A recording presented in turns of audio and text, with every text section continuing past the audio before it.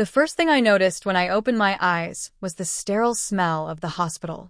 The second was the sound of my sister's voice, sharp and dripping with condescension.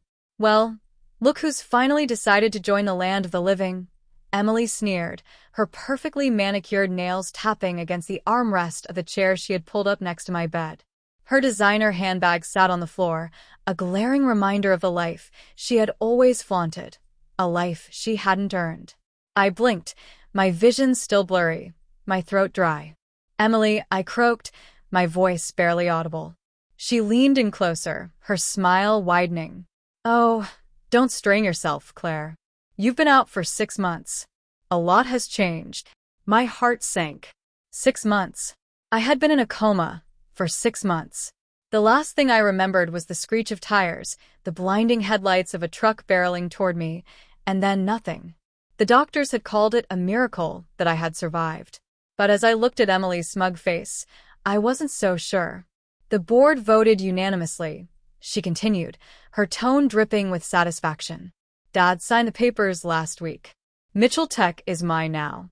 You should have seen the relief on everyone's faces when they finally had a real leader at the helm. I felt a wave of nausea wash over me. Mitchell Tech, the company I had built from nothing, the company I had poured my blood, sweat, and tears into, was now in the hands of my younger sister, who had never worked a day in her life. You can't," I managed to whisper, my voice trembling with a mix of anger and disbelief. Emily laughed, a cold, hollow sound. "Oh, Claire, you always were so dramatic. You snooze, you lose, sis. And you've been snoozing for a long time." I closed my eyes, trying to steady my breathing. This couldn't be happening. Not after everything I had sacrificed.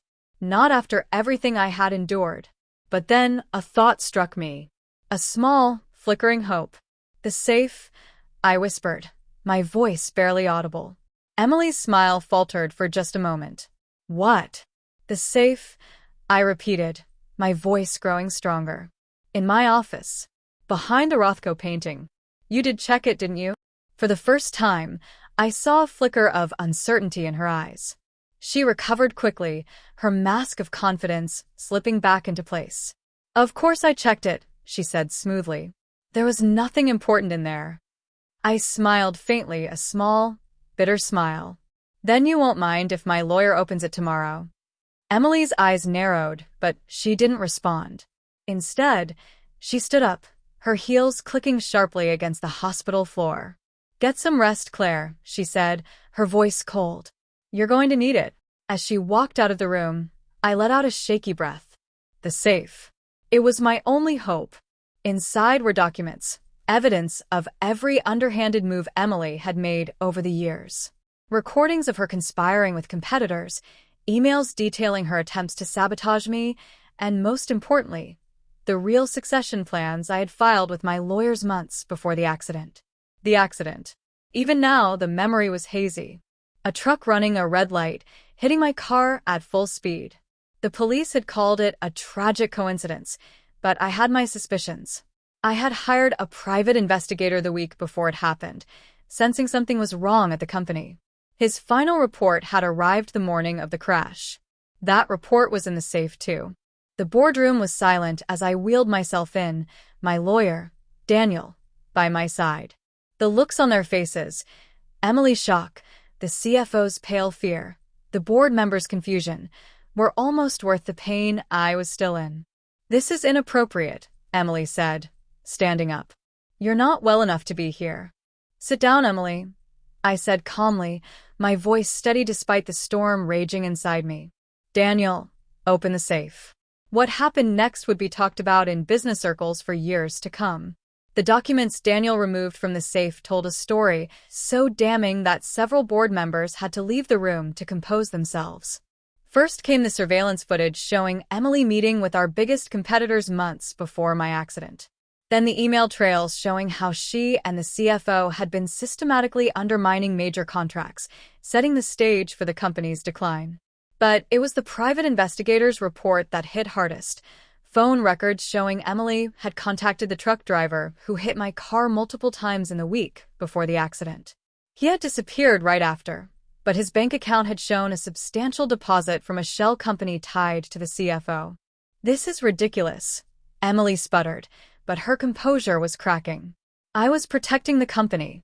You are running it into the ground," I shot back, my voice cold. "The only decline we've seen started the day you took control." The board chairman cleared his throat. "Miss Mitchell," he said, his voice heavy with regret, "these documents paint a very different picture. Your sister grew this company's value by 300% in 5 years.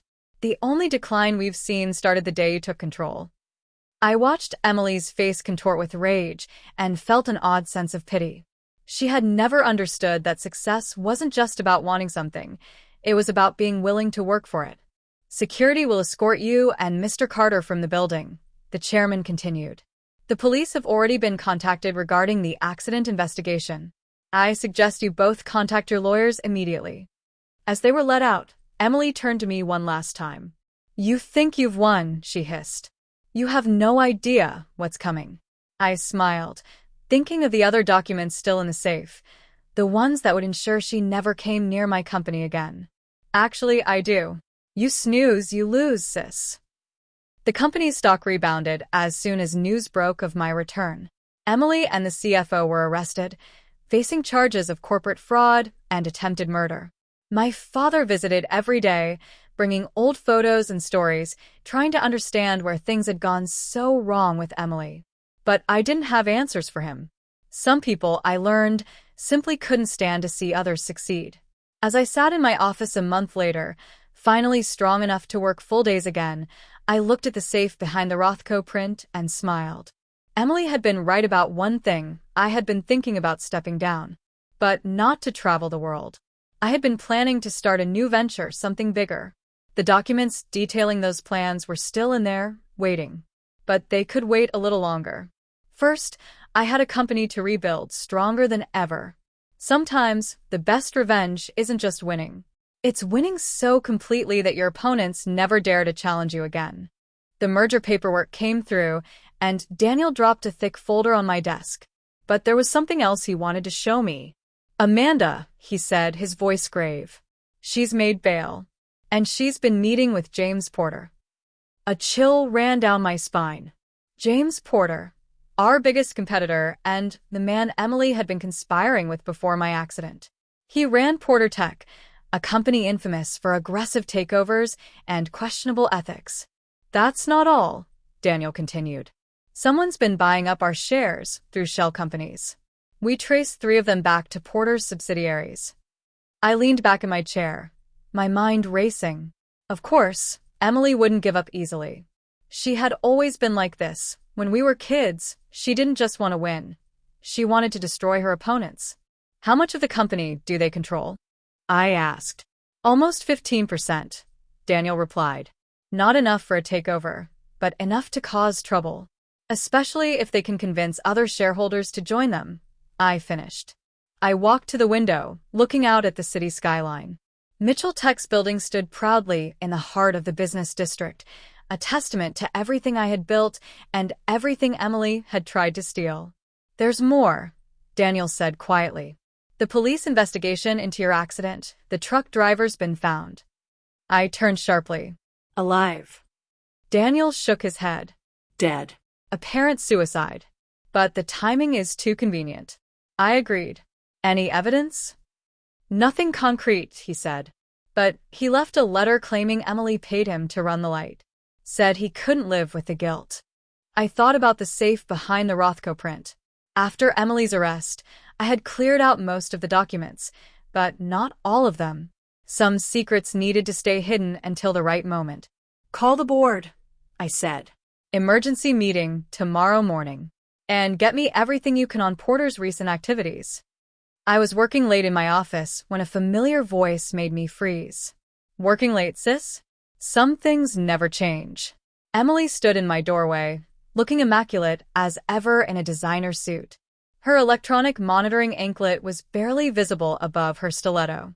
"How did you get in here?" I asked, my voice steady despite the anger bubbling inside me. She smiled that same smug smile I remembered from the hospital. "I still have friends in interesting places. We need to talk." About Porter? I asked. Or about the truck driver you had killed? Her smile didn't waver. About the future. Porter's offering to buy Mitchell Tech.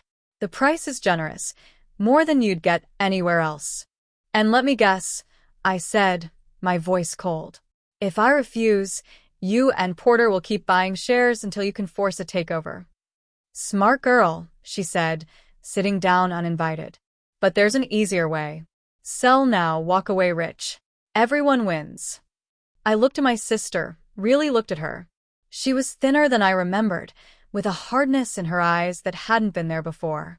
Prison, even briefly, had changed her. You never understood, did you? I said quietly. This company isn't just about money. It's about creating something meaningful, making a difference. She laughed, a cold, hollow sound.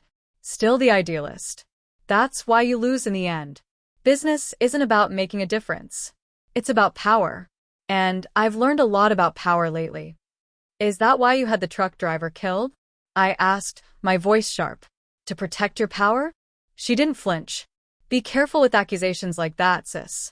They could get you into trouble. Like a suspicious car accident. She stood up, adjusting her jacket. Think about Porter's offer. You have 48 hours before the price drops. After that, well, there are other ways to acquire a company. After she left, I sat in silence for a long moment. Then I picked up my phone. Daniel, I said, my voice steady. Get me everything we have on Porter's finances. And I mean everything. It's time to open the other safe. The second safe, the one Emily never knew about, was in my home office. Inside were documents I had hoped never to use, gathered over years of careful observation and planning. Porter wasn't as clean as he appeared. I had been collecting evidence of his illegal activities for years, suspecting he might become a threat.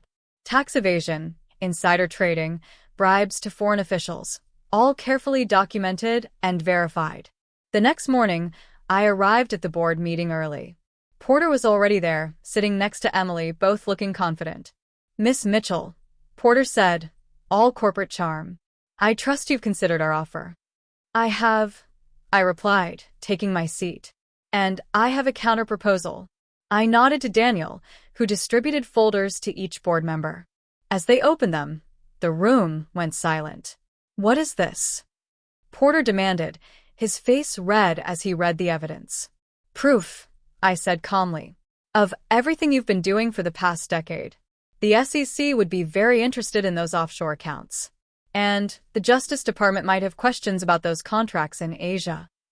Emily's face had gone pale. You're bluffing. Am I? I turned to the board. There's more. The recent share purchases through shell companies, they weren't just funded by Porter Tech. The money came from embezzled company funds, including some that disappeared during Emily's brief leadership. Porter stood up abruptly. This is blackmail. No, I corrected him. This is business. You taught me that, remember? It's about power. The next hour was chaos. Porter stormed out, his takeover plans in shambles. Emily stayed, becoming increasingly desperate as the board voted unanimously to block any future share purchases from Porter's companies. You've made a mistake, she hissed as security arrived to escort her out. This isn't over. But it was. By evening, Porter had withdrawn his offer and was frantically trying to contain the damage. The shell companies began selling their Mitchell Tech shares, and our stock price soared. I sat in my office with Daniel, reviewing the aftermath. Porter's resigned, he reported. His board forced him out after an internal investigation. And Emily, her bail's been revoked. New evidence emerged about the truck driver's death. She'll be in prison for a long time. I nodded, feeling not triumph, but a deep sadness. Have security sweep the building again. Change all the codes. I want to make sure there are no more surprises. I visited my father. He was in his study, looking older than I had ever seen him. I saw the news about Emily, he said quietly. Dad, No, let me finish, he interrupted. I should have seen it all those years. The way she was. I thought I was being fair, treating you both equally. But I was just enabling her worst instincts. I sat beside him, taking his hand. We all miss the signs. Not you, he said, smiling sadly. You were always preparing, weren't you? Always watching, gathering evidence. You knew this day might come. I hoped it wouldn't, I admitted. We sat in silence, looking at old family photos, Emily and me as children, still innocent, still close, before ambition and jealousy had poisoned everything. The company's yours now, I said finally. I know you always wanted to retire, but… I had my time, he interrupted. You've proven you're more than capable of leading Mitchell Tech. Just don't let it consume you. Don't let Emily's actions turn you hard. I promised him I wouldn't, but as I sat in my office that night, staring at the second safe, I wondered. The company would survive. And so would I. The warning came through an encrypted email. Your sister sends her regards. Emily had been released early, good behavior, the prison said. But I knew better. Someone had pulled strings.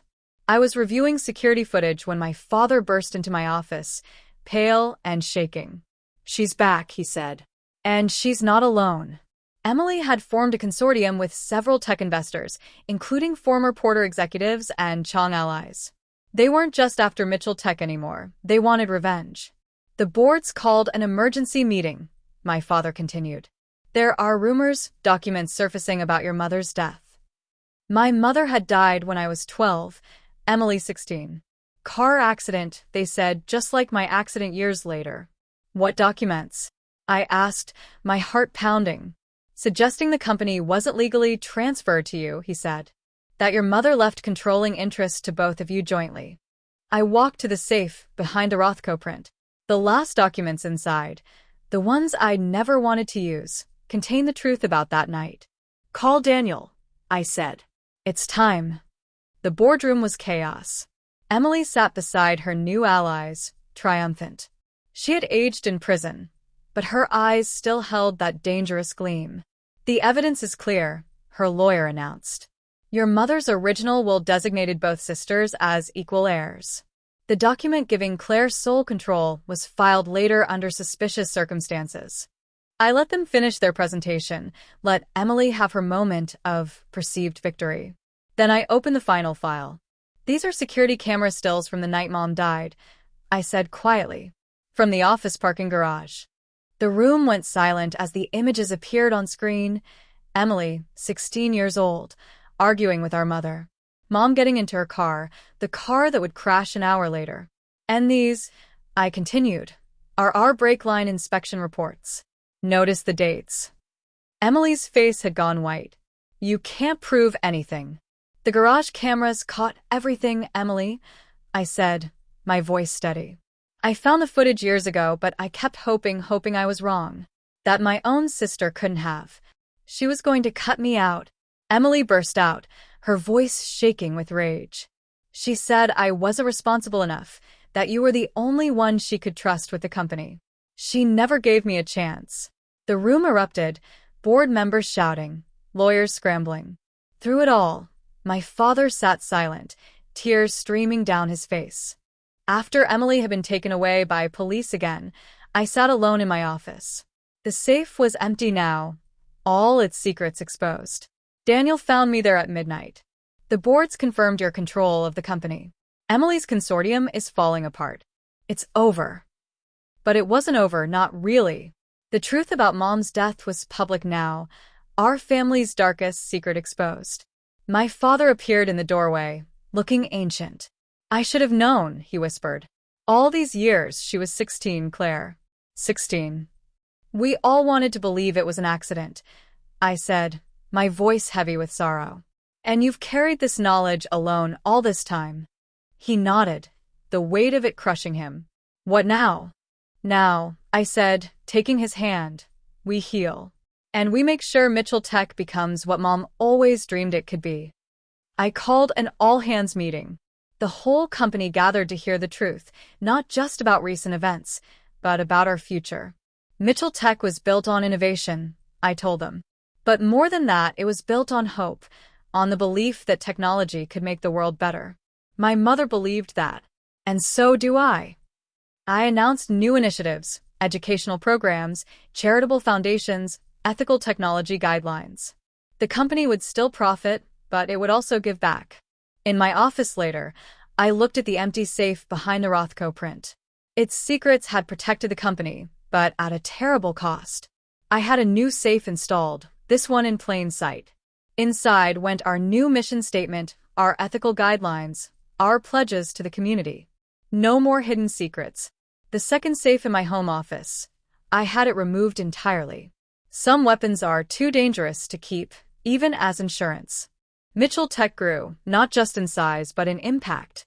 We funded schools, launched sustainability projects, developed technologies that helped people instead of just profiting from them. Sometimes at night I still think about Emily, about the choices that led us here, about the sister I lost long before she ever went to prison. But mostly I think about Mom, about the legacy she left, not just of business success but of principles, of doing what's right no matter the cost. The old saying claims that power corrupts. But maybe, just maybe, it can also redeem if we choose to use it wisely.